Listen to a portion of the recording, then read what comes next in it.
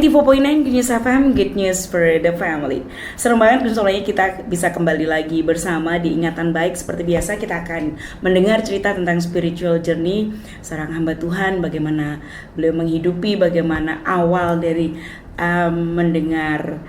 mengatakan dia atas panggilan itu. Pokoknya seru lah ya, Kun Som ya. Sudah hadir bersama dengan saya ada Bapak Pendeta Vosi Mangarana Siombing. Saya panggil beliau itu abang dari dulu ya. Bahkan nggak pakai embel-embel nama. But it's okay, senang banget karena selalu berbahagia karena ada yang bisa menghidupi panggilan, kemudian kesetiaannya itu selalu jadi inspiring buat saya secara pribadi, and saya berharap ini juga jadi inspirasi buat Kun Som ya. Oke, sama sapa dulu pagi Bang Oji, panggilnya Bang aja ya. Ya, oke. Selamat pagi Iin. Oke. Senang banget bisa ketemu lagi ya. Yes, sebenarnya ketemu terus, tapi kalau di udara tuh jarang banget.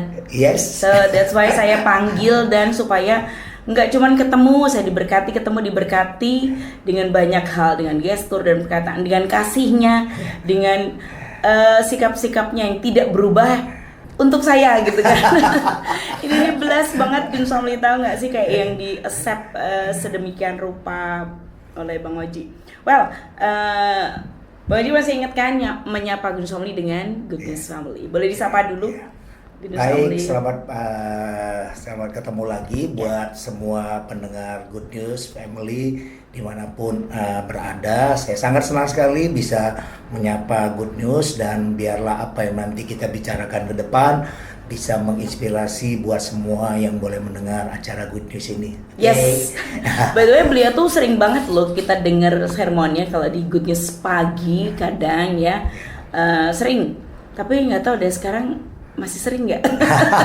Nanti saya todong untuk terus sering Kun Som ya. Masih beberapa kan? Jemaat juga masih sering kan? Kali ya. Oke. Makanya. Oke, Bang Oji boleh kenalan sedikit seputar aktivitasnya? Aktivitas sekarang ini adalah saya menggembalakan di GPI BSB Bukit Semarang Baru, sebagai gembala di sana. Yes. Sudah hampir kurang lebih 19 tahun ya, 19 tahun saya menggembalakan di sana. Dan puji Tuhan ya, oleh karena kasih anugerah Tuhan ya sampai hari ini kita bersyukur buat apa yang Tuhan kerjakan di BSB, GPI BSB itu. Saya merasa ada rencana Tuhan dan berkat Tuhan dengan keberadaan gereja yang ada di sana. Gitu mungkin yang saya ini kan.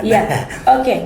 Dan kalau cita-cita waktu kecil Bang Oji boleh berbagi nih Kun Som, mungkin saat ini kan yang sedang struggle dengan vision hidup, tujuan hidup, kadang juga bingung ya. Mungkin Bang Oji boleh, apakah sesuai dengan disiplin ilmu yang ditempuh atau enggak nih, boleh dibagikan buat Kun Som ini. Ya, kalau ditanya mengenai cita-cita ya, semua saya kira dengan anak-anak pada umumnya atau orang-orang muda pada umumnya pasti ingin menjadi orang yang berkarir di dunia apapun itu gitu ya, baik usaha maupun di karir di bidang profil pekerjaan gitu ya.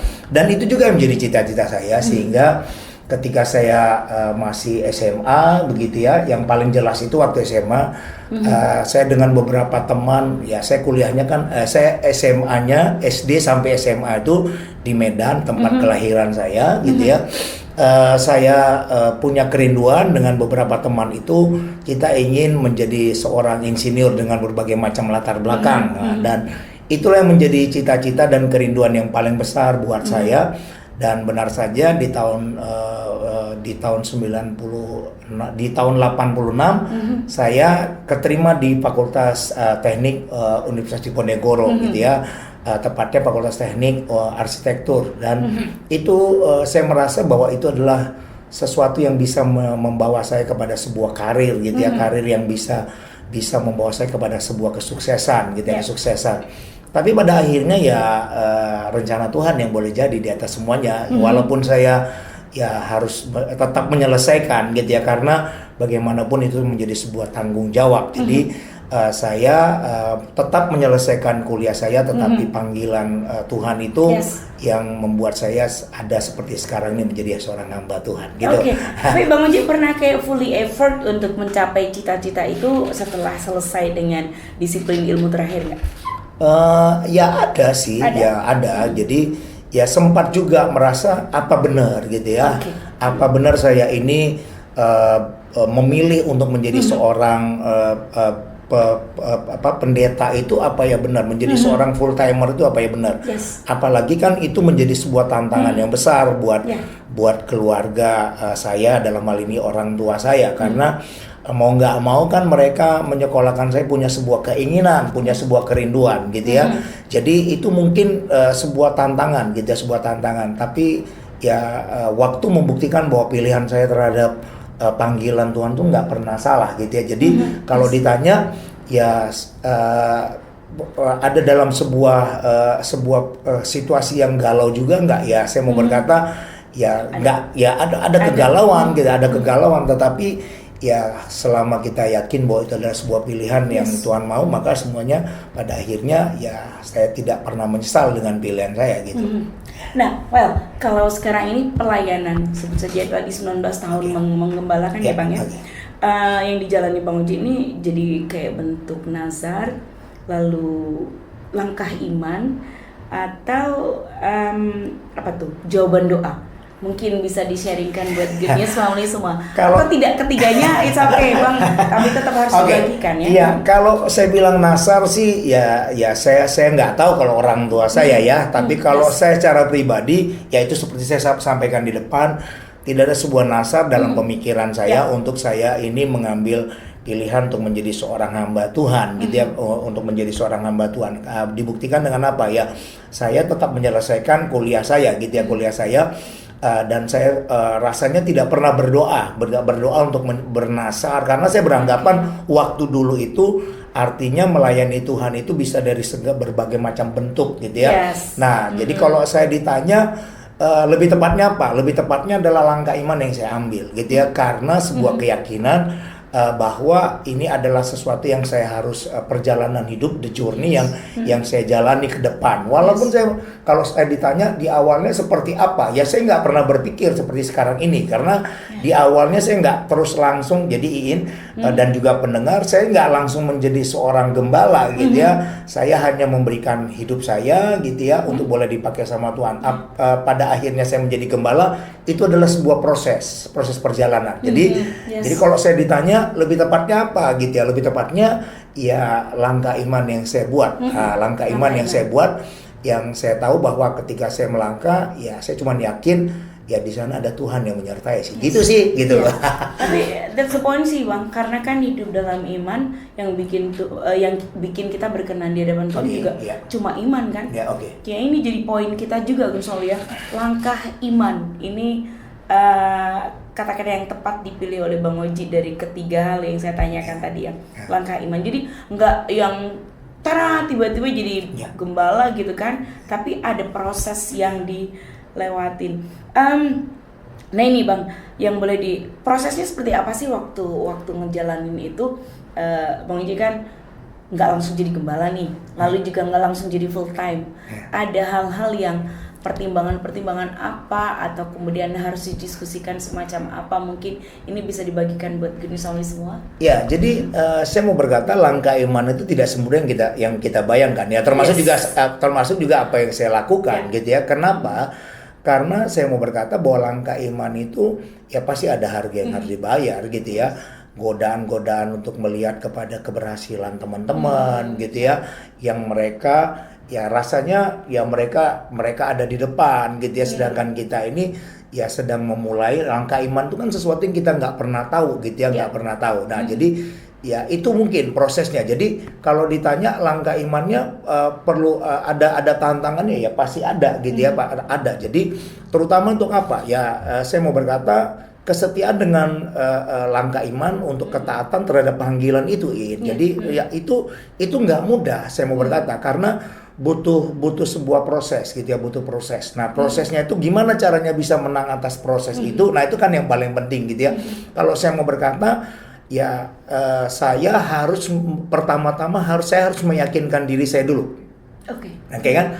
Saya harus sepakat dengan diri saya sendiri. Karena apa? Kalau saya nggak sepakat dengan diri saya, maka bisa jadi saya bisa menyesali panggilan saya itu gitu ya. Nah, ketika saya sepakat dengan diri saya bahwa oke, ini saya akan jalani, maka proses langkah iman itu akan menjadi bisa dilewati walaupun nggak semudah yang dibayangkan, tetapi karena saya tahu bahwa ini adalah pilihan yang saya buat ya bersama-sama dengan Tuhan, sehingga waktu saya mendiskusikannya kepada orang tua, orang-orang di sekeliling saya yang bertanya, kan mau nggak mau kan pasti ditanyain apa gitu ya, kenapa gitu ya kan, ya pasti mereka memberikan sebuah pertimbangan-pertimbangan, tetapi karena saya punya berpikir bahwa ini adalah langkah yang tepat yang saya buat diri saya, akhirnya saya selalu bisa memberikan sebuah jawaban ya, walaupun kadang-kadang ya ada saatnya juga sih gitu ya, saya harus berkata ya, saya juga bukan malaikat,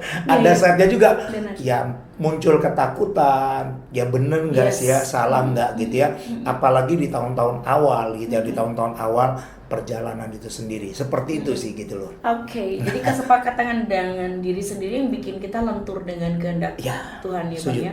Lalu kemudian kita bisa cakap, ada kata-kata yang ditaruh Tuhan untuk menyampaikan alasan-alasan, meskipun setelah menyampaikan alasan itu muncul keraguan. Kayak Bang Wiji bilang, kita nggak yang fully malaikat, enggak. Kadang juga ada hal yang begitu gelap dan kita nggak ngerti, tapi itulah iman gitu ya. Di dalam kapasitas kita masing-masing kita bisa ngerti lah. Oke, I feel it gitu ya. Kita bisa ngerasain hal itu. Oke, itu perjalanan yang disampaikan Bang Oji. Bang, ini karena kita diingatan baik, boleh bagikan sedikit apa sih kebaikan Tuhan buat Bang Oji?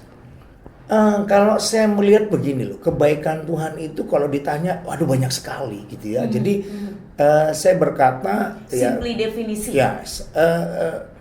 Tuhan itu kebaikan Tuhan itu ditunjukkan dengan kasih setianya.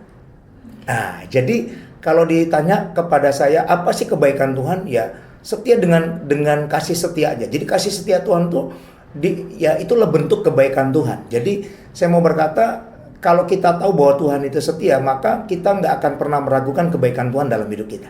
Jadi saya melihat itu sih dalam perjalanan hidup yang saya jalani gitu ya, sejak saya ada di kota Semarang ini sampai kepada hari ini, saya cuma melihat kasih setia Tuhan, dan kasih setia Tuhan itulah yang saya rasa itulah kebaikan Tuhan yang sesungguhnya.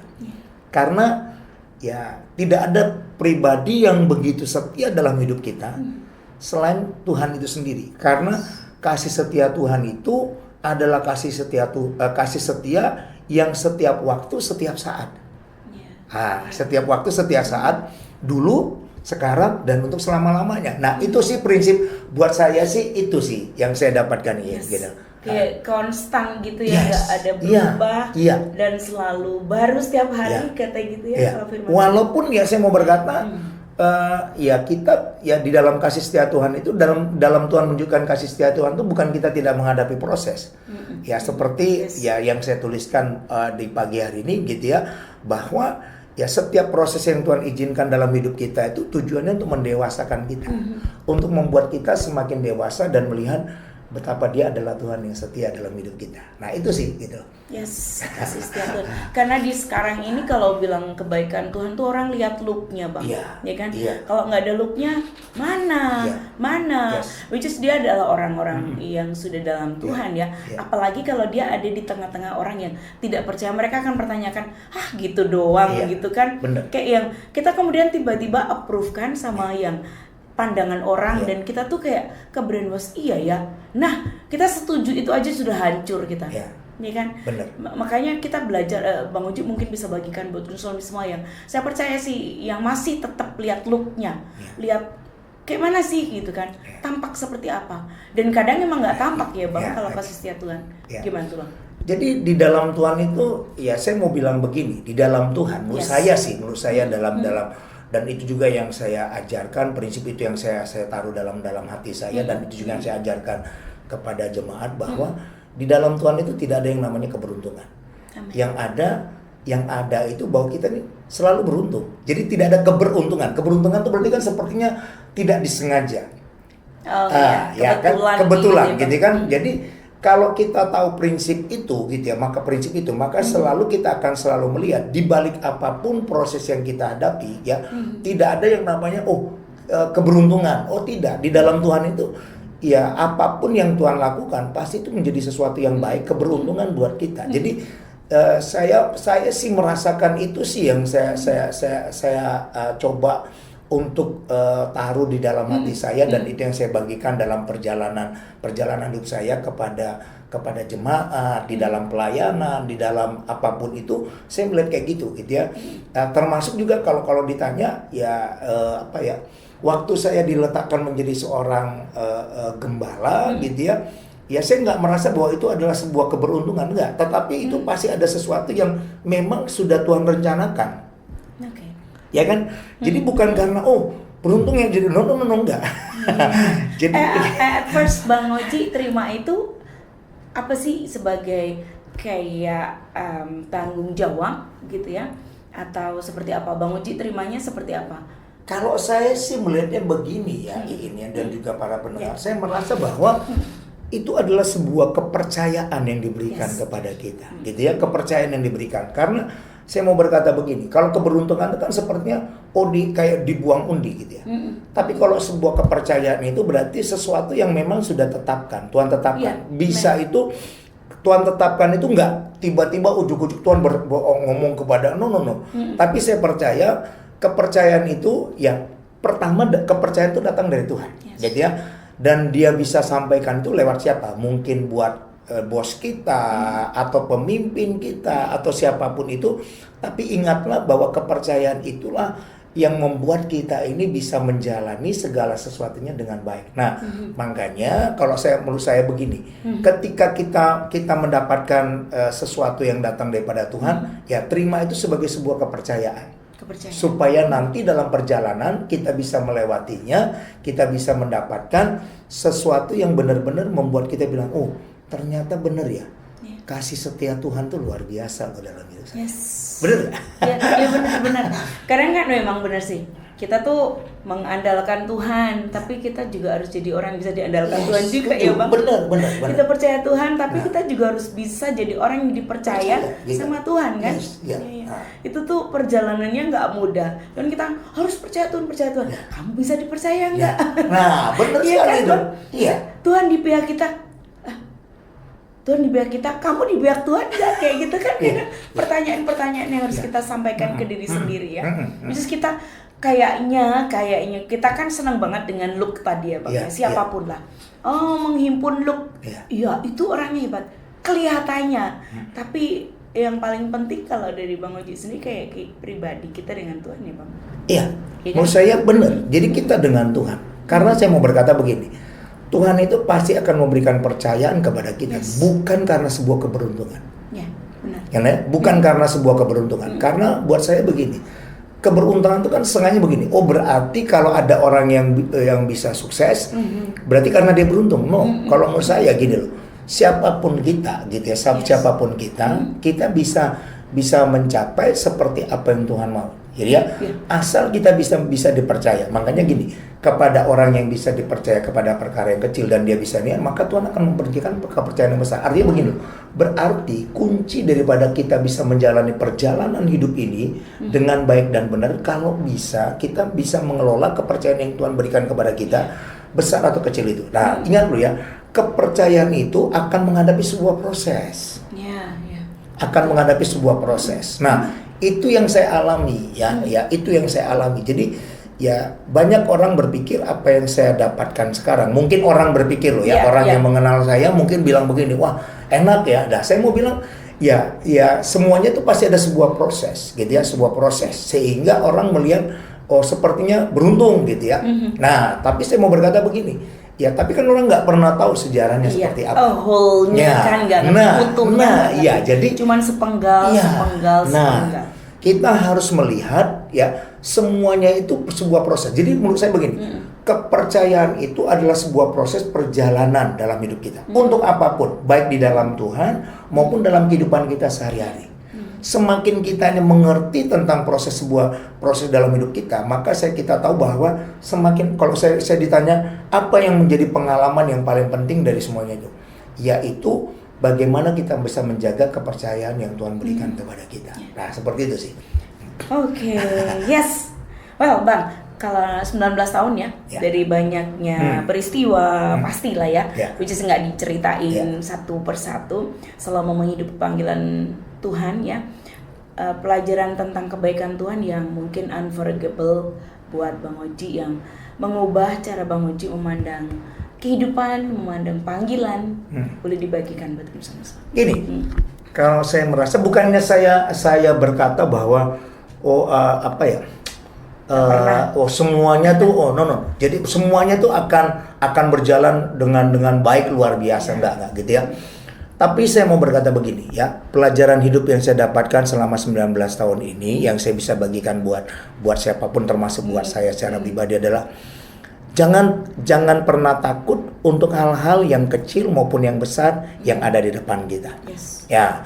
Selama kita itu menjalaninya bersama-sama dengan Tuhan ya, dan kita percaya dengan segala kebaikannya dan kasih setianya, pengalaman saya membuktikan bahwa Tuhan itu ya melihat loh gitu ya, melihat waktu kita ini dari hal yang kecil kepada hal yang besar. Ya saya mau bilang ya buat saya itu semuanya baik-baik saja, semuanya tuh luar biasa. Jadi saya mau berkata ayo gitu ya, untuk hal yang kecil yang Tuhan berikan kita kerjakan dengan sebaik-baiknya. Untuk hal yang besar yang Tuhan berikan kepada kita bersyukur untuk semuanya itu, karena kita tahu ya lakukanlah semuanya sampai kepada garis akhir dengan hal yang terbaik.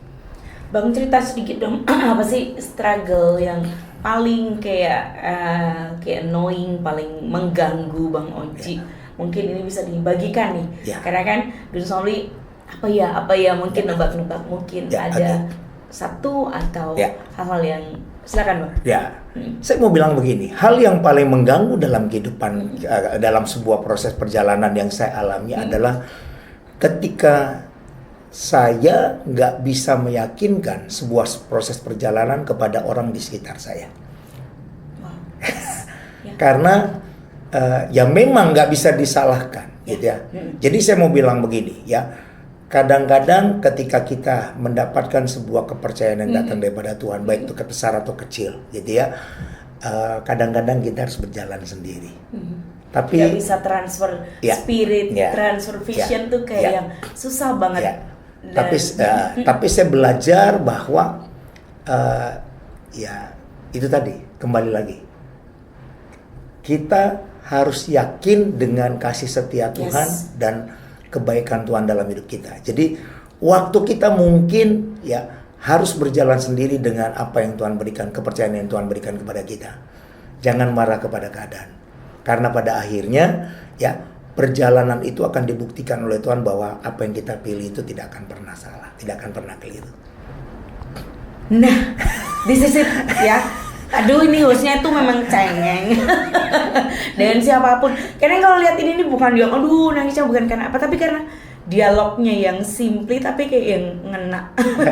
Tahu Bang, kadang kayak gitu kan, kayak apa, ngelewatinya kok sendiri ya, tapi tetap harus dilewatin ya, karena kadang untuk transfer vision, transfer spirit itu tidak semudah yang kita pikirkan ya, masing-masing berjalan dengan maunya, dan sementara kita tuh tetap harus ngejalanin yang Tuhan mau. Itu tuh di rule-nya Tuhan kan, di rule-nya Tuhan itu kan, aduh kok kayaknya kok iya gitu kan. Ini pertanyaan personal sih Bang, kayak feel sendiri gitu tuh dalam tanda kutip salah nggak sih jalan terus gitu, atau how we do? Jangan gini, prinsipnya begini. Ketika kita berjalan sendiri itu pastikan jalan kita sendiri itu apakah maunya kita atau maunya Tuhan. Kalau make sure gitu jadi saya bilang begini, pengalaman saya selama kita berjalan sendiri itu sebenarnya kalau kita bersama-sama dengan Tuhan. Jadi begini loh ya, saya nggak bilang begini juga. Oh, kita nggak pernah ditinggalkan sama Tuhan, kita nggak pernah sendiri. Oke, itu menjadi sebuah pertanyaan juga gitu ya. Karena begini, kalau kita ini berjalan sendiri karena maunya kita sendiri, ya pasti Tuhan nggak bersama-sama dengan kita dong, benar kan? Ya, Kan gitu kan, benar ya? sedikit saja kita bilang enggak tuh sudah berarti kita jalan sendiri. Kita jalan sendiri. Tapi yang saya sampaikan begini, buat Iin dan juga para pendengar, gini loh, pastikan bahwa perjalanan kita sendiri itu karena kita ini melakukannya di dalam Tuhan, karena Tuhan yang suruh, gitu ya. Ya oke, jadi ketika Tuhan yang melakukannya itu, maka saya mau berkata itu akan membuat kita ini bisa melewatinya. Nah, contoh yang paling gampang, contoh yang paling gampang yang dikasih gambaran di dalam Alkitab, gitu ya. Bagaimana Daud itu ketika dia menghadapi Goliat? Benar ya? Ketika dia menghadapi Goliat, lihat, dia otomatis kan dia sendiri, dia dengan Goliat, gitu ya. Semua orang tidak rasanya tidak yakin apakah Daud itu bisa mengalahkan Goliat. Oke, tapi waktu Daud berkata dia siap untuk menghadapi Goliat, ya kan? Saya percaya Tuhan sedang membuktikan bahwa kamu ini nggak sendiri, ada Tuhan yang menyertai. Jadi maksud saya di tengah-tengah kita berjalan sendiri itu, kita nggak akan salah kalau kita berjalan bersama-sama dengan Tuhan. Ingatlah prinsip bagaimana Daud menghadapi Goliat. Kakaknya kan bilang, wah kamu nih salah, lo kamu nih mau apa gitu ya, keliru. Tapi pada akhirnya Tuhan membuktikan dia nggak sendiri, dia nggak salah, karena Tuhan yang mau menunjukkan kuat kuasanya. Gitu sih. Iya. Struggle-nya Daud juga cukup banyak ya, karena dari kata-kata kakaknya yang dibilang sok lah, yang apa kayak gitu kan Bang. Tapi ternyata ketika dia yakin bahwa dia sudah bilang kan, barisan orang yang tidak bersalah, udah kayak gitu kan, sudah saya yakin itu dengan Allah yang menyertai dia, maka dia tetap jalan meskipun yang bilang itu adalah darah dagingnya kakaknya sendiri. Ya orang-orang yang mungkin tahu tentang dianya gitu. Tapi ingat loh ya, Daud itu setia dengan perkara yang kecil dulu, ya kan? Ya kan, Alkitab kan ngomong kayak gitu. Dia setia gitu ya, setia dengan diri. Makanya saya mau berkata begini, ya jangan pernah takut dengan hal yang kecil. Kalau itu yang Tuhan percayakan kepada kita, karena Tuhan itu bisa melakukan. Kalau kita bisa dipercaya dengan perkara yang kecil, nah nanti Tuhan akan menunjukkan kasih setianya, kebaikannya. Makanya kenapa Daud itu begitu banyak menulis mazmur? Sebenarnya itu sebuah pengalaman hidup dalam hidupnya, berbicara tentang bagaimana dia menceritakan tentang kasih setia Tuhan dalam hidupnya. Ini kayak apa bold message sih Gun Sol ya, karena kita kadang kalau dengan hal kecil tuh kayak yang ngelakuinnya sudahlah lah kadarnya, mana nggak ada orang yang tahu juga kan kayak gitu. Tapi ternyata nggak kayak gitu Gun Sol ya. Apapun hal besar kecil ya kita harus lakukan with a whole life, a whole heart, dengan segenap hati. Mau orang lihat, mau orang nggak lihat ya segenap hati aja. Kenapa sih gitu kan? Ini nih strong message sih Bang, karena banyak orang dalam tanda kutip suka memilih gitu. Memilih ini besar nggak dampaknya? Nah, pengennya cepet instan, gitu loh. Ini dampaknya gede nggak? Ini diketahui orang nggak? Halo kayaknya nggak perlu deh gitu kan? As long kalau itu yang Tuhan mau, ya udah lakuin aja yang seutuhnya, sesungguhnya, maka kita akan dapetin yang mungkin di luar keinginan kita gitu ya. Oh, well, Sully, maafkan ya, mereka udah gak asing sih Bang kalau dengerin gitu tiba-tiba nangis. Udah biasa banget tuh.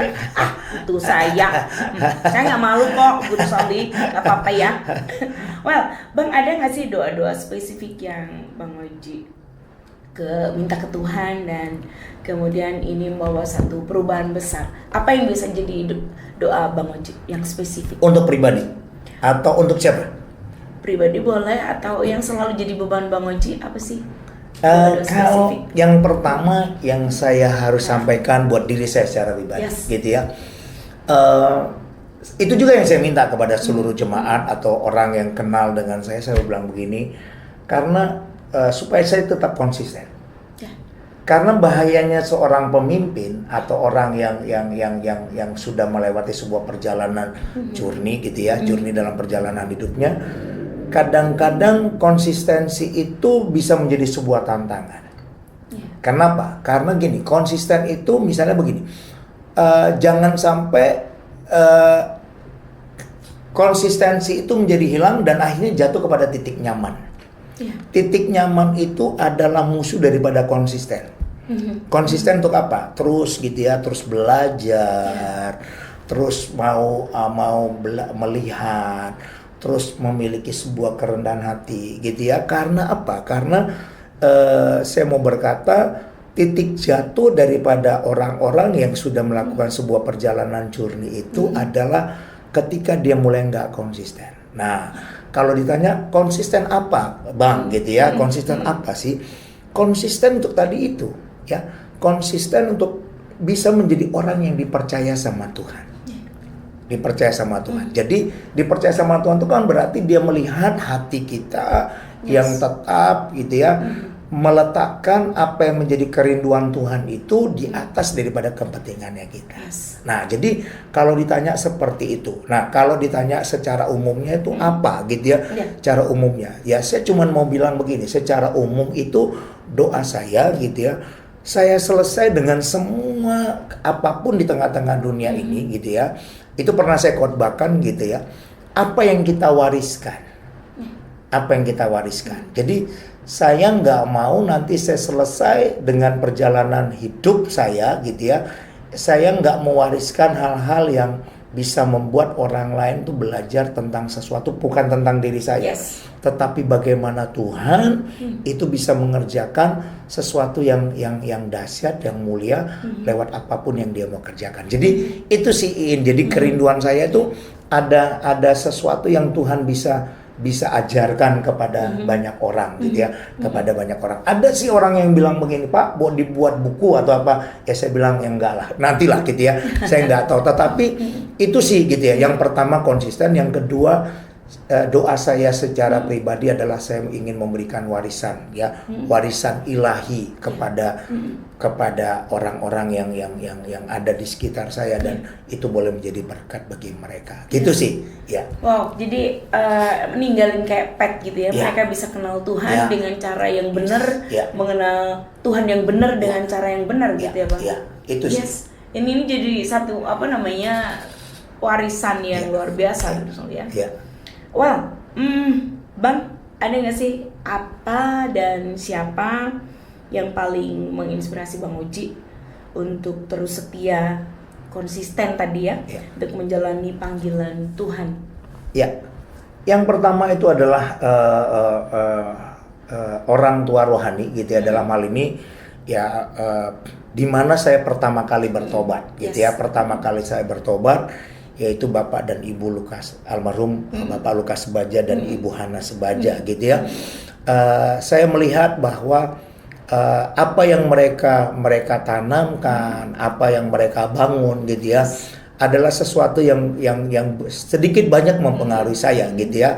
Karena saya dilahirkan di GBI Gajah Mada, tempat saya pertama kali bertobat, dan saya memulai pelayanan gitu ya, dalam proses pelayanan. Jadi kalau saya melihat sampai di akhir hidup mereka dan sampai sekarang, apa yang mereka bangun itu menjadi sebuah berkat rohani. Berapa banyak mereka yang boleh mengalami zaman Tuhan gitu ya. Pondasi-pondasi rohani termasuk juga yang saya alami sekarang itu adalah apa yang mereka taburkan ya waktu mereka masih hidup gitu ya. Dan yang kedua adalah ya Pak Nathan dalam hal ini adalah sebagai gembala dan juga menjadi kakak rohani yang bisa memberikan sebuah pelajaran-pelajaran yang bisa mengajar gitu ya, untuk kita ini tetap konsisten teman di dalam diskusi teman diskusi juga. Jadi kalau saya ditanya itu gitu ya. Nah, menurut saya itu adalah sesuatu yang sangat penting di dalam perjalanan hidup rohani. Nah, dan tidak lupa juga begini, Iin, untuk bisa menjadi konsisten itu gitu ya sampai hari ini, yang mau nggak mau adalah pasangan hidup.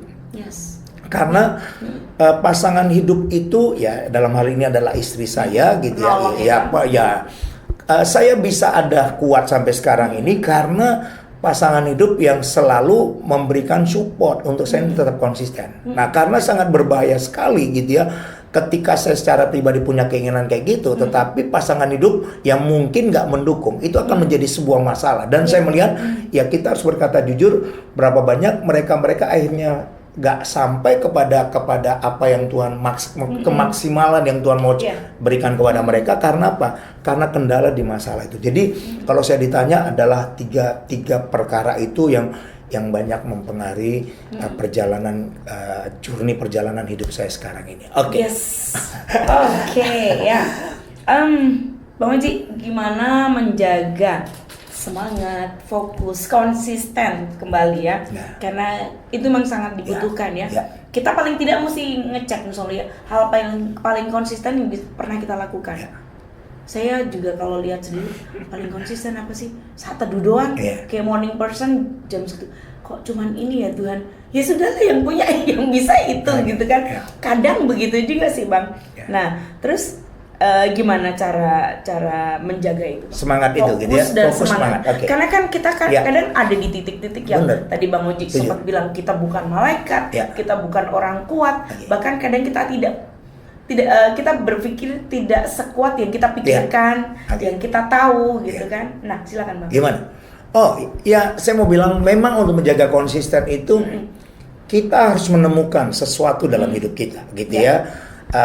Karena saya mau berkata untuk membangun semangat itu tidak bisa hanya faktor dari banyak orang jadi semangat itu kalau dia mendapatkan berkat atau gitu kan. Ada trigger. Ada trigger yang lagi gitu ya. Kalau dari saya secara pribadi begini, yang saya tanamkan dalam diri saya pertama itu adalah ya kita harus melihat kalau saya ditanya gitu ya. Saya selalu berpikiran begini ya.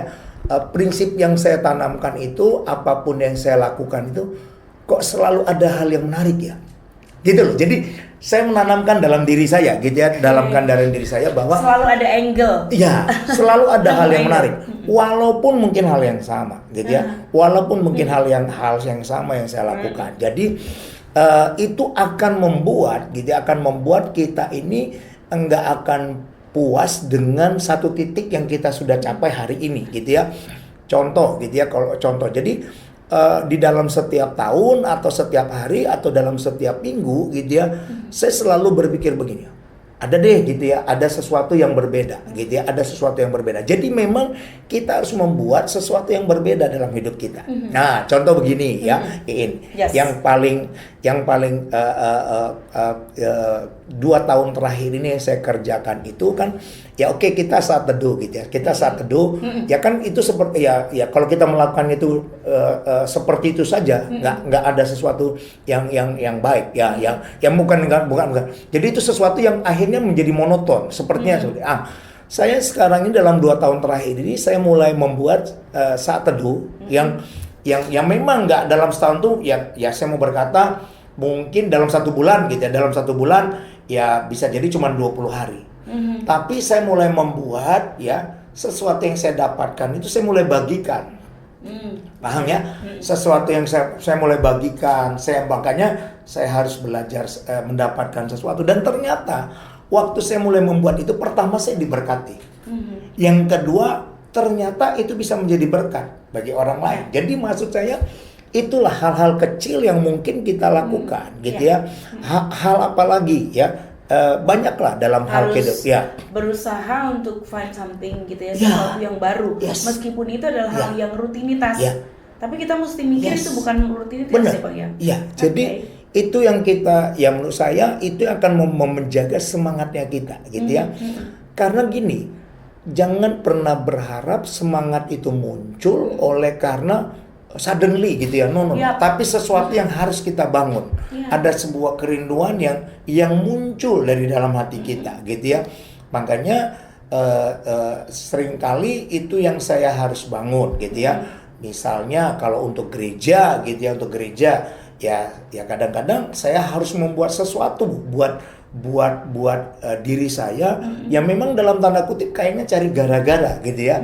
Tapi itu penting supaya kita ini nggak berhenti kepada sebuah titik. Percayalah kalau kita gini, bahayanya orang berhenti pada satu titik, akhirnya kita nggak punya sebuah keinginan nih untuk kita jalan lagi. Benar. Jadi ya. Nah, jadi perlu ada masa berhenti sebentar, tapi ingatlah itu cuma rest area sebentar. Ya.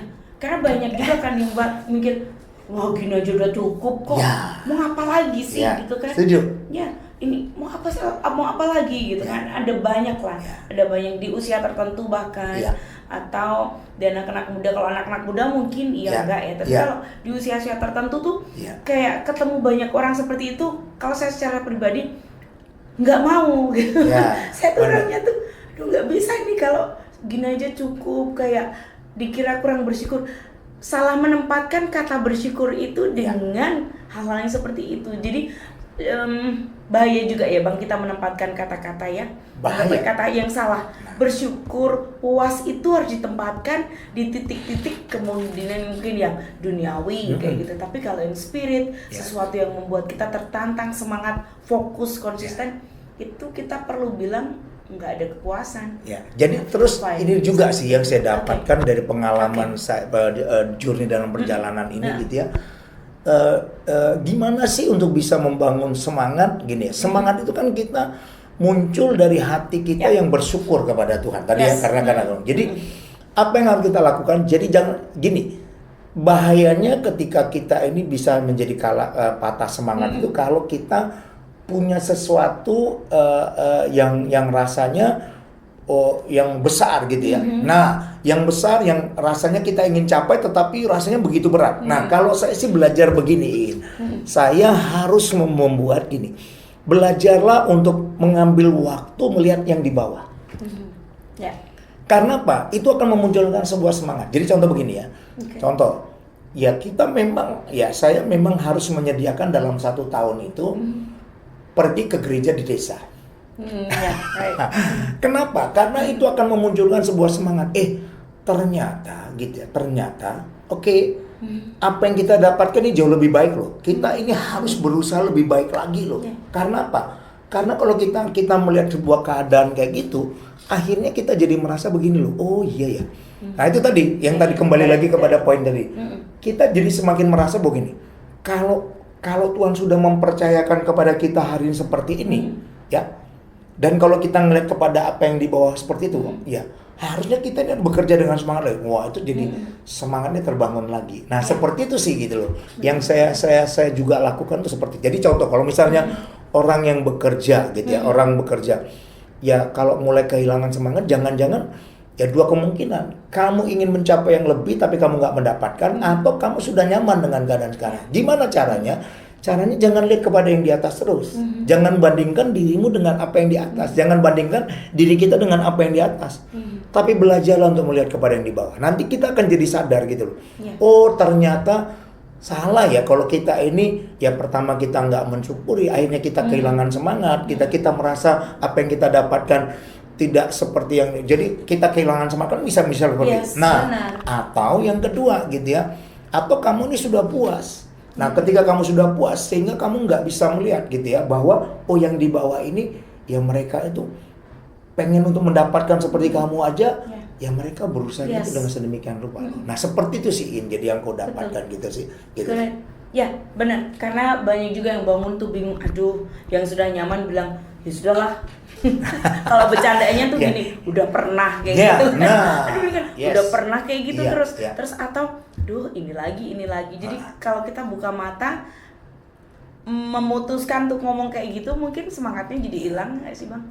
Ya kan kita mesti find something, meskipun itu rutin sepertinya, meskipun itu kayaknya nggak ada hal yang baru, ya mesti diciptain ya. Atau temukan. Iya, kita pokoknya temukan, kita harus ciptakan gitu ya. Ya memang kadang-kadang kita harus buat gara-gara dalam hidup kita. Ya, kita memang harus buat gara-gara dalam hidup kita gitu ya. Contoh hal yang sederhana yang bisa membangun semangatnya kita gitu ya. Saya membuat sebuah tekad gitu untuk membagikan saat teduh pagi hari gitu ya. Nah, jadi saya sempat berpikir ada gunanya nggak sih gitu. Oke, ada gunanya kan? Saya sempat merasa ada gunanya atau tidak gitu ya. Saya biasanya membagikan, jadi saya taruh semangat dalam diri saya. Kalau bisa itu ya jam 4, jam 5 gitu ya, jam 6 supaya membangun saat teduh di dalam diri saya gitu ya. Sampai suatu ketika ini pengalaman ya, ada journey pengalaman gitu ya. Ternyata itu saya pernah nggak bagikan gitu ya. Orang bilang begini loh Pak, kenapa nggak dibagikan? Kok Bapak udah lama? itu membangun semangat. Yes. Ternyata apa yang kita lakukan, ya, jadi prinsipnya apa yang kita lakukan kecil seperti ini, ternyata itu memberkati orang. Ada orang yang dinanti-nantikan orang, gitu loh. Jadi itu menurut saya menarik, gitu. Itu membuat saya ini berarti kayak gini saja, ternyata bisa untuk ini. Nah, kalau ditanya kan, coba seneng nggak kayak gitu? Seneng kan? Itu yang rasain juga sih Bang, sama. Iya, makanya. Waktu pagi juga kayak gitu, sama kayak Bang Uji. Telat sehari gitu kan, telat jamnya. Tumben siang. Aduh, rasanya karena dibagiin kan. Kadang juga seru juga karena kadang balik lagi ke saya beberapa. Balik lagi ke saya. Oh iya, ternyata mereka juga antusias membagikan apa yang saya bagikan ke orang lain. Tahu di radio Bang, kadang paling nggak ada yang dengerin, ada yang protes. Protes itu nggak bikin saya kecewa atau sedih atau marah gitu, justru bahagia. Kok gini dengerin ya ampun, kayak jadi melongo gitu kan. Harusnya kan diprotes, jadi marah kan. Buat saya, wah mereka dengerin ya, gitu tuh capeknya hilang. Terus mewek lagi, memang tukang mewek gitu aja, terharu dengan apa yang Tuhan lakukan lewat mereka yang mereka bilang dapat berkat dari kami, tapi ternyata saya sungguh diberkati untuk perhatian mereka di radio yang itu kan kayak semuanya pada masih ada yang dengerin nggak sih? Ternyata ada Bang. That's why saya buka lagi nih ingatan baik, juga ditunggu-tunggu siapa hari ini. Waduh, rasanya mas selalu antusias untuk mencari siapa mau berbagi cerita. Itu ya Bang, mesti cari angle, cari menemukan sesuatu ini penting gitu. Jadi maksudnya jangan takut deh gitu, jangan. Menurut saya sih gini, jangan tahu apa kata orang tentang apa yang kita mau lakukan gitu ya. Selama itu menurut kita itu adalah sesuatu yang baik dan itu datangnya tujuannya adalah untuk hormat kemuliaan Tuhan. Saya mau bilang begini, ya pasti itu akan mendatangkan semangat buat kita. Jadi prinsipnya seperti itu sih, jadi itu yang saya coba untuk lakukan. Ya mungkin hal-hal sederhana saja gitu, hal sederhana, tetapi ya itu akan kita rasakan pasti ada hasilnya pada akhirnya. Correct. Jadi mengembalikan fokus, semangat itu mesti kembali lagi ya Bang ke tujuan kita. Tujuannya apa maksudnya kita melakukan ini? Kalau semuanya buat hormat kemuliaan Tuhan atau menggenapi kehendak Tuhan, kayaknya semangatnya nggak bakalan hilang gitu sih. Setuju, gitu loh. Wow, great, Saulia. Oke, Bang, ini pesan semangat dan ya buat pendengar lah. Banyak ya dari pendengar yang mungkin ya keadaan sekarang ini ngerasa jauh dari Tuhan, bahkan mereka juga ngerasa kayak sedang menanti-nantikan berjuang untuk merasakan kebaikan Tuhan, padahal mereka sudah kayak ready di sekitar kita tuh sudah benar-benar ready untuk dinikmati, tapi masih menantikan karena kebaikan Tuhan itu tidak seperti yang diinginkan, bukan yang ini, bukan yang itu gitu kan. Bang Uji mungkin punya pesan. Kalau saya bilang kebaikan Tuhan itu tidak bisa kita ukur berdasarkan apa yang kita mau atau kita pikirkan gitu ya. Karena saya mau berkata ukuran kebaikan Tuhan itu adalah apa yang menurut dia baik gitu ya, apa yang menurut dia baik. Jadi saya pesan kepada kita semuanya, jangan ukur kebaikan Tuhan menurut ukuran kita, menurut waktu kita gitu ya, menurut apa yang menjadi maunya kita. Tapi ukurlah kebaikan Tuhan itu pada akhirnya apa yang kita bisa dapatkan di sana, kemajuan apa yang kita bisa dapatkan di sana. Menurut saya itu akan menjadi sesuatu yang penting yang kita akan dapat pelajari dalam kehidupan kita. Jadi saya mau berkata begini, kebaikan Tuhan itu bukan berarti kita mendapatkan semua yang kita inginkan.